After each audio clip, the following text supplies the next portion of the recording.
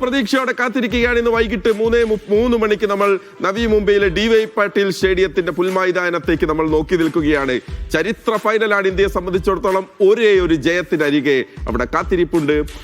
ചരിത്ര നിമിഷം ഇന്ത്യയെ സംബന്ധിച്ചിടത്തോളം. ഓക്കെ, നമുക്ക് അതിഥികൾ ചേരുന്നുണ്ടെന്ന് രാവിലെ. ആദ്യം മാധ്യമ പ്രവർത്തക അഞ്ജന ശശി, ഒപ്പം എസ് മനോജ്, മുൻ കേരള ടീം താരം കൂടി ചേരുകയാണ്. ആദ്യം അഞ്ജനയിലേക്ക് പോവുകയാണ്. കാരണം അഞ്ജന ഈ ലോകകപ്പിൽ ഇന്ത്യ ചരിത്ര നിമിഷത്തിലേക്ക് തന്നെ പോകുമ്പോൾ അഞ്ജനയെ സംബന്ധിച്ചിടത്തോളം ഒരു വലിയ സന്തോഷമുള്ള സമയമാണ്. കാരണം ഈ ലോകകപ്പിൽ ഇന്ത്യയുടെ മത്സരങ്ങൾ മുഴുവൻ നേരിട്ട് പോയി റിപ്പോർട്ട് ചെയ്ത മാധ്യമപ്രവർത്തകർ ഒരുപക്ഷെ കേരളത്തിൽ അങ്ങനെ ആരും ഉണ്ടാകില്ല. അപ്പോൾ ആ തരത്തിൽ നോക്കുമ്പോൾ അഞ്ജനയ്ക്കും ഇതൊരു സ്പെഷ്യൽ വേൾഡ് കപ്പാണ്.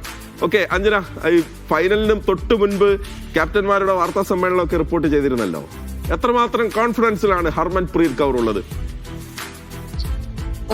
തീർച്ചയായും ഇതുവരെ കാണാത്ത ഒരു ചിരിയാണ് ഹർമൻപ്രീത് കൗറിന്റെ മുഖത്തുണ്ടായിരുന്നത്.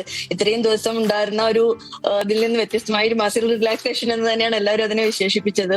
മുഖത്ത് തീർച്ചയായും ഒരു പുഞ്ചിരി ഉണ്ടായിരുന്നു, ആത്മവിശ്വാസത്തിന്റെ പുഞ്ചിരി തന്നെയായിരുന്നു. നമ്മൾ കണ്ടതാണ് സെമിഫൈനലിന് ശേഷം പൊട്ടിക്കറിയുന്ന ഒരു ഹർമൻപ്രീത് കൗറിനെ നമ്മൾ കണ്ടതാണ്. അപ്പം അതിൽ നമ്മുടെ പത്രസമ്മേളനത്തിൽ ഹർമൻപ്രീത് തന്നെ പറഞ്ഞു, ഞാൻ വളരെയധികം വികാരം പുറത്ത് കാണിക്കുന്ന ഒരാൾ തന്നെയാണ്. അപ്പൊ അതുകൊണ്ട് തന്നെ എന്റെ സന്തോഷത്തിന്റെ കണ്ണുനീര് എനിക്ക് ഇപ്പോഴും എന്റെ കണ്ണിൽ നിന്ന് സംസാരിക്കുമ്പോൾ ശബ്ദം ഇടറുന്നുണ്ടായിരുന്നു. പക്ഷെ തീർച്ചയായും വളരെ വലിയ പ്രതീക്ഷയിലാണ് ഹർമൻപ്രീത് കൗർ ഉള്ളത്. ബഹുമാനത്തോടു കൂടി തന്നെയാണ് സൗത്ത് ആഫ്രിക്കയെ കാണുന്നത്. അവർ മികച്ച ടീം തന്നെയാണ്.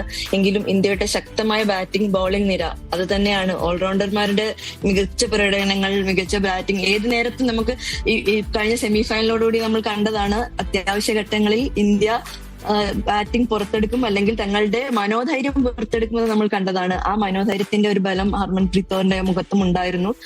തീർച്ചയായും വളരെ ആത്മവിശ്വാസത്തിൽ തന്നെയാണ്. 1983 ഇവിടെ 2025 ആവർത്തിക്കും എന്ന് തന്നെയാണ് ഹർമൻപ്രീതിന്റെ പട വിശ്വസിക്കുന്നത്. നമ്മൾ ഇന്ത്യൻ ആരാധകരും അത് തന്നെയാണ് വിശ്വസിക്കുന്നത്. ഓക്കെ അഞ്ജന, നമ്മളിവിടെ ഈ കേരളത്തിൽ നിന്ന് മുംബൈയിൽ മഴയാണ് എന്നൊക്കെ പേടിക്കുന്നുണ്ട്. അപ്പൊ മുംബൈയിലാണല്ലോ ഇപ്പോൾ ഉള്ളത്. നവി മുംബൈയിൽ മഴയുണ്ടോ?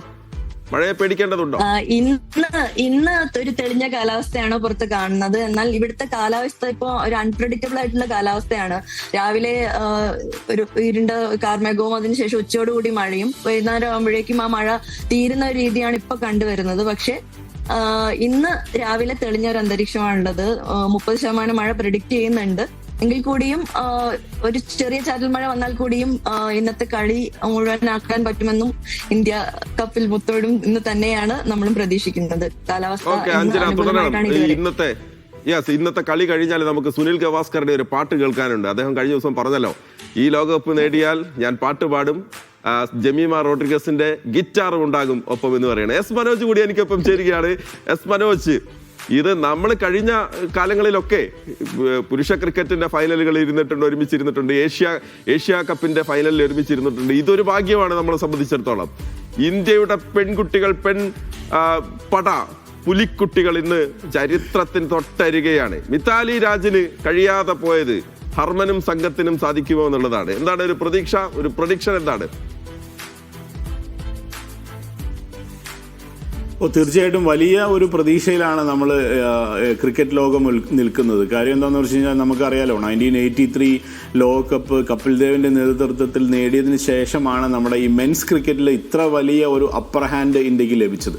അപ്പോൾ അതുപോലെ തന്നെ ഇത് ഹർമൻപ്രീതിന്റെ നേതൃത്വത്തിൽ ഈ ഒരു ലോകകപ്പ് നേടുന്നതോടുകൂടി ഇന്ത്യയിൽ വിമൻസ് ക്രിക്കറ്റ് അതിൻ്റെ ഏറ്റവും ഒരു ഉന്നതിയിലേക്ക് എത്തുമെന്ന് തന്നെയാണ് പ്രതീക്ഷ. അത് ഡെഫിനറ്റായിട്ടും അത് സംഭവിക്കട്ടെ. കാരണം എന്താണെന്ന് വെച്ച് കഴിഞ്ഞാൽ കഴിഞ്ഞ കുറച്ച് നാളുകളായിട്ട് ഇന്ത്യൻ പെൺകുട്ടികളുടെ ആ ഒരു ബോഡി ലാംഗ്വേജിൽ കാണുന്ന ഒരു മാറ്റം എന്ന് പറയുന്നത്, എസ്പെഷ്യലി നമ്മുടെ ഈ WPL IPL ഒപ്പം WPL എന്ന് പറയുന്ന വിമൻസ് പ്രീമിയർ ലീഗ് തുടങ്ങിയതോടുകൂടി നമ്മുടെ പെൺകുട്ടികളുടെ ഒരു മൈൻഡ് സെറ്റിൽ വന്ന മാറ്റം, അല്ലെങ്കിൽ അവരുടെ കോൺഫിഡൻസ് ലെവലിൽ, അവരുടെ ബോഡി ലാംഗ്വേജിൽ വന്ന മാറ്റമാണ് നമ്മളിപ്പോൾ കണ്ടുകൊണ്ടിരിക്കുന്നത്. കാരണം നമ്മളെപ്പോഴും പറയുന്നതാണ്, അതൊരു വലിയ എക്സ്പോഷറാണ്. കാരണം ലോകോത്തര താരങ്ങളുടെ കൂടെ ഡ്രസ്സിംഗ് റൂം ഷെയർ ചെയ്യാനും അവരുടെ കൂടെ പ്രാക്ടീസ് ചെയ്യാനും ഒക്കെ കിട്ടുന്ന അവസരമാണ് ശരിക്കും IPL-ഉം WPL-ഉം ഒക്കെ ഇന്ത്യൻ ക്രിക്കറ്റിൽ ഇത്ര വലിയ ഒരു അപ്പർ ഹാൻഡ് ഉണ്ടാക്കാനുള്ള പ്രധാനപ്പെട്ട കാരണമെന്ന്. ലോകത്തിലെ ഏറ്റവും പ്രധാനപ്പെട്ട താരങ്ങൾ, ഇപ്പോൾ ഇന്ന് ഇന്ത്യ കളിക്കാൻ പോകുന്ന സൗത്ത് ആഫ്രിക്കയിലെ പോലും പല പ്രമുഖ താരങ്ങളും അവർ ഇന്ത്യയിൽ വന്ന് WPL കളിക്കുന്ന താരങ്ങളാണ്. അപ്പോൾ അവരുടെ കൂടെയൊക്കെ കളിക്കുന്ന താരങ്ങളാണ് ഇന്ത്യൻ ടീമിലും അണിനിരക്കുന്നത്. ഇപ്പോൾ നമുക്ക് ഒരുപിടി കുറച്ചുകൂടി ലോകോത്തര താരങ്ങളുണ്ട്. അതുകൊണ്ട് തന്നെ 2005-ലും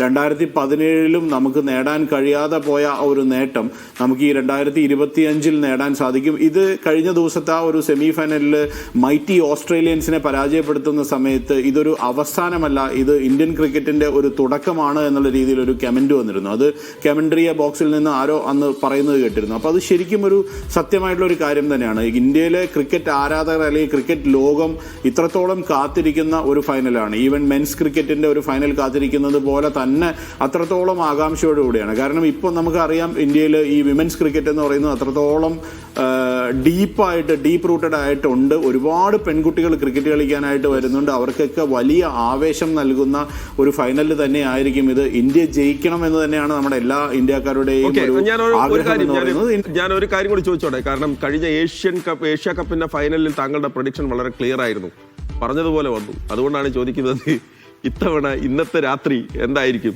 നമ്മളുടെ ആഘോഷമായിരിക്കില്ലേ? നമ്മൾ ആഘോഷിക്കാൻ തന്നെയാണ് സാധ്യത കൂടുതൽ. കാരണം എന്താണെന്ന് വെച്ച് കഴിഞ്ഞാൽ നവി മുംബൈയിലെ ഈ DY പാട്ടീൽ സ്റ്റേഡിയം എന്ന് പറയുന്നത് ബാറ്റിങ്ങിന് അനുകൂലമായിട്ടുള്ള ഒരു പിച്ചാണ്. അതുകൊണ്ട് തന്നെയാണ് ഈ 338 റൺസ് എന്നൊക്കെ പറയുന്ന ഒരു സ്കോർ ഇതുപോലെ ഓസ്ട്രേലിയയുടെ ഏറ്റവും മികച്ച ബൗളിങ്ങും മികച്ച ഫീൽഡിങ്ങും ഉള്ള ഒരു ടീമിനെതിരെ ഇന്ത്യക്ക് ചേസ് ചെയ്യാനായിട്ട് സാധിച്ചു. അതിൻ്റെ ഒരു കോൺഫിഡൻസിലായിരിക്കും. പക്ഷേ അതൊരു ഓവർ കോൺഫിഡൻ്റ് ആയി പോവാതെ ശ്രദ്ധിക്കണമെന്ന് മാത്രമേ ഉള്ളൂ ഇന്ത്യ ശ്രദ്ധിക്കേണ്ട ഒരു പ്രധാനപ്പെട്ട കാര്യം എന്ന് പറയുന്നത്.